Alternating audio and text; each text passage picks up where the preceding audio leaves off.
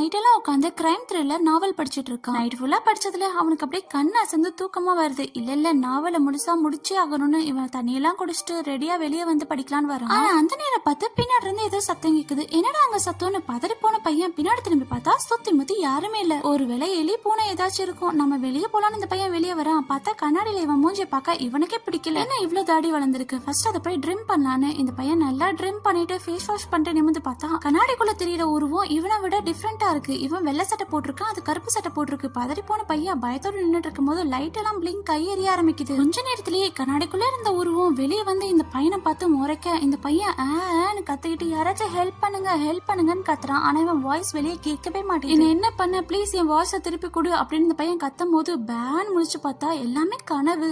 இதுக்குதான் crime thriller night படிக்க கூடாதுங்கிறது. இங்க பாரு கண்ணாடி தான், இதுக்கு போய் பயந்துடமே அப்படின்னு அந்த பையன் அந்த பக்கம் போனா உண்மையிலேயே அந்த உருவம் அங்கதான் நின்றுட்டு இருக்கு.